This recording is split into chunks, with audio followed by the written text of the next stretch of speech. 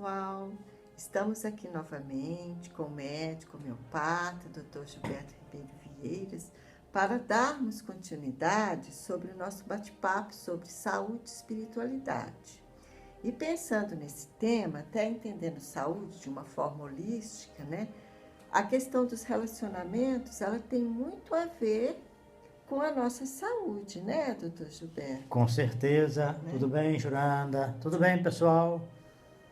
E aí hoje, doutor Gilberto, a gente gostaria de dar continuidade sobre a questão do relacionamento, sobretudo o relacionamento afetivo, né? Porque nós observamos que isso afeta muito a vida das pessoas.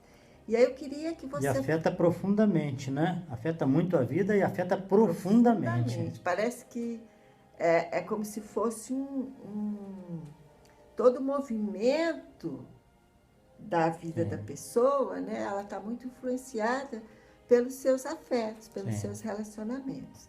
E aí a gente vai hoje restringir a fala, né? A gente vai direcionar a nossa fala sobre os relacionamentos afetivos, sobretudo os relacionamentos do casal, né? Vamos discutir um pouquinho do casal.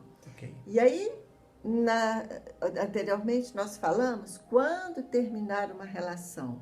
E quando não terminar uma relação, doutor Gilberto? Porque a gente observa que hoje as coisas, infelizmente, elas estão muito descartáveis, né? As pessoas não conseguem lidar com frustração, com sofrimento, descartam as coisas em vez de trabalhá-las internamente. Eu queria que você desse a dica aí, quando não terminar uma relação. Sim. Você falou de uma coisa muito interessante, sabe, Juranda, que é a migração da tendência coletiva. Até há alguns anos, nós tínhamos uma resistência muito grande por parte da sociedade para que alguém rompesse, para que alguém se separasse. Uma pessoa divorciada era mal vista, sabe? E isso... Podia estar sofrendo, né? Mas... Podia estar num casamento de fachada, sabe? Só de aparências, sabe? Podia ter uma matriz, ou podia ser uma pessoa com a vida muito irregular, que mantinha um casamento só por causa de questões de patrimônio, questões financeiras, sociais, né? Então, isso era aceitável, né? Mas a mudança, ela caminhou para um outro extremo. Então, hoje as pessoas são cobradas a se separar, dependendo da ofensa que um faz ao outro na convivência, em sociedade, sabe? E isso nós ouvimos com uma certa frequência alguém dizer assim, não se deve ficar num casamento só por causa dos filhos. E eu gosto de levantar uma reflexão, que é o seguinte, as pessoas não só devem, né, como não só podem, como devem ficar num relacionamento por causa dos filhos. Elas devem manter um casamento, pelo menos durante um tempo, e esse tempo varia para cada casal, na busca de uma restauração nessa vida a dois, sabe? É preciso muito esforço, muito trabalho, muita disposição para o diálogo, para a reflexão, de forma que a busca seja a dois, uma busca profunda para encontrar digamos assim, fazer uma reforma naquilo que deteriorou e que levou a uma crise e a uma iminência de separação. Entendeu? Com isso, nós temos uma chance muito grande de construir, né, um novo relacionamento. Reconstruir, de elaborar uma nova vida a dois, muito mais gratificante do que a anterior, porque mais madura, sabe? E aí, nesse caso, precisa, né, doutor Gilberto, ter um investimento dos dois, né? Não basta só um querer essa reconstrução do relacionamento, né? Eu acho que tem que ser algo que os dois têm que ter maturidade para que os dois possam reconstruir aquela relação, né? Porque também a gente pode refletir, Juranda, que em muitos casos as pessoas ficam oprimidas com os problemas, angustiadas com as questões, né, que emergem no dia a dia, no relacionamento, e elas acabam aproveitando quando elas se dão bem no seu trabalho, quando elas têm um grande sucesso profissional, e aproveitam isso como um pretexto para concretizar uma separação, sabe? E deveria ser o contrário, né? Esse êxito profissional deveria ser, digamos assim, distribuído na relação a dois, devia ser dividido com o parceiro, com a parceira, de forma que ambos usufruam dessa vitória, dessa conquista, né? E isso ajude na consolidação, né?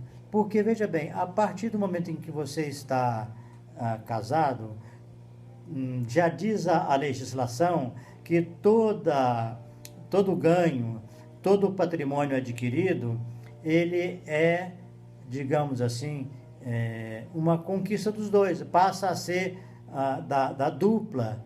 Você não pode vender um bem, não pode vender um imóvel que foi adquirido, né? Você não pode vender sozinho. Você precisa da autorização, né, do companheiro, da companheira, para poder vender o imóvel. Então, todo o êxito profissional, né, todo prestígio, todo bem, enfim, não é só o bem patrimonial, né? Entendeu? O bem social, né? Você publica um livro, você tem um certificado extra, você faz um curso a mais que enriquece, você faz porque a relação a dois te faculta, ela te permite, né? Ainda que o outro não dê um apoio ostensivo, né? Um apoio evidente, ele de alguma forma concorda, ele aceita, entendeu? E aí, doutor Gilberto, a gente observa também nas relações, né? Você colocou até essa questão do patrimônio, que acabam sendo, né, construído pelos dois, mesmo que um que esteja participando mais na construção disso, mas acaba sendo, né? Mas a gente observa que hoje, né, o que eu tenho observado, e algumas linhas de conhecimento também corroboram com isso, que o que sustenta uma relação de uma forma mais saudável, mais harmônica, é quando o casal eles têm afinidade éticas em comum, tem alguns princípios em comuns. E quando a construção desse relacionamento, ela vai muito mais além do que simplesmente uma construção de coisas materiais, né? Onde se trabalha coisas mais profundas, que estão relacionados ao crescimento interior de cada um, né? A impressão que se tem é que isso sustenta mais uma relação. Aí o casal, os parceiros estão mais maduros, né, para poder atravessar as crises, né, crescer com as crises, e não simplesmente qualquer coisinha, eles partem aí para a separação, né? Então eles levam a sério, né, a questão. Sim, mas eu acho que nós podemos acrescentar, Juranda, que um casal, eles têm, digamos assim, um dos grandes trunfos, um dos grandes motivos que mantém a união é realmente ter objetivos em comum, né? Sabe? E o principal objetivo, na maioria dos casos, é a criação dos filhos, sabe? Eu costumo dizer que é um dos objetivos. É o principal, em muitos casos, na grande maioria dos casos, é o principal elo de união, sabe? É a criação e a educação dos filhos. Tem casais que optam por não ter filhos, né? Então, por isso que eu estou falando, em alguns casos, eu acho que isso, a partir do momento em que o casal se propôs a ter filhos, isso é algo, né, que é prioritário na relação dos dois. Mas é porque, em geral, eles se propõem a criar outros filhos, né, que não sejam de carne e osso. Pode ser a produção de livros. Sim, uma realização de um trabalho social. Um trabalho espiritual. Sim, também. Tem várias alternativas. Tudo isso, né? E a própria vida a dois em si é um filho, né? Sabe? Você se dedicar a isso, tirar tempo para os diálogos, né? O crescimento mútuo, sabe? Entendeu? Mas a criação e a educação de filhos de carne e osso é um trabalho árduo, sabe? Que é muito exaustivo e precisa de muita dedicação, de muito empenho, sabe? De muita paciência, de muito afeto e de muita autoridade também. Isso nós já estamos conversando num outro vídeo, né? Aqui eu gostaria de complementar o seguinte: eu já falei para muitos jovens, para muitos alunos, né, onde eu leciono no curso de medicina, que a principal coisa que a gente tem para dar para os filhos, né, a principal coisa é a gente mesmo, sabe? É o meu olhar, o meu interesse, a minha atenção, o meu cuidado, sabe? Isso tudo forma um conjunto de proteção e que vai ajudar muito para que o filho desenvolva autoestima e ele cresça com segurança, sabe? Depois de mim mesmo, a segunda coisa mais importante que eu posso oferecer para no crescimento dos meus filhos é o meu parceiro ou a minha parceira. Eu recomendo que os jovens, que os casais mais novos reflitam muito a respeito disso, porque na visão dos filhos, ambos são muito importantes. O pai e a mãe, cada qual desempenha o seu papel, né? Cada qual executa a sua missão. Tá? Então, assim, é preciso muita cautela quando alguém acha que o outro não está presente, que o outro não participa, que o outro não se responsabiliza, porque os filhos vão, sabe, olhando isso de uma forma bem diferente, sabe? Eles vão aproveitando aquilo que o pai oferece e, com o tempo, se houver realmente uma lacuna, se houver uma deficiência, isso vai aparecendo e os próprios filhos começam a reclamar, começam a reivindicar junto ao pai ou junto à mãe para que dê mais atenção, para que cuide melhor, que dê mais tempo, sabe? E então, assim, eu vejo que é preciso ter muito cuidado com uma atitude comum que acontece com bastante frequência, de alguém achar que a separação não vai prejudicar muito porque o outro quase não está ali, quase não participa. Isso é um grande engano, sabe?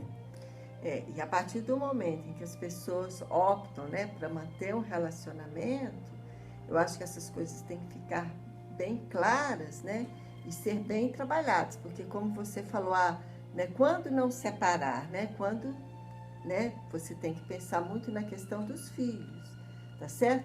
Mas isso tem que ser, porque tem que ser muito bem estabelecido, porque então você vai cultivar uma boa relação por causa dos filhos, porque também nada adianta as pessoas continuarem, né, juntas, mas estarem descasadas, ocupando o mesmo ambiente físico, sem estar cuidando da relação, da sua própria relação com os filhos, né? Quer dizer... É uma decisão muito difícil de avaliar, sabe? Né? Algumas pessoas não dão conta de sair, sabe? Mesmo numa relação que está deteriorada. E é preciso ter muito cuidado, né? Para não precipitar, sabe, uma separação. Cuidar bem disso, né? Simplesmente manter as pessoas no mesmo espaço físico, mas é que realmente cuidar dessa relação. Mas também, assim, não transformar isso numa coisa que, então você tem que se separar, já que chegou nesse ponto. Não, é pensar com calma e buscar realmente restaurar esse quadro. Pensar todos os pontos antes de tomar essa decisão. Exatamente. Porque existem casos, né, doutor Gilberto, que às vezes não tem saída. Uhum. Né? Então, é isso aí. Você quer fechar? Os casos sem saída nós vamos conversar outro dia, tá certo? Então, hoje nós estamos dando uma força para que as pessoas não terminem e se empenhem muito para a restauração de um relacionamento que se deteriorou. É isso aí, que acaba sendo a restauração delas mesmas. Sim. Não é mesmo? É isso aí, pessoal. Então, até a próxima. Muito obrigada, doutor Gilberto. Obrigado a você, Juranda. Um abraço, pessoal. Até a próxima.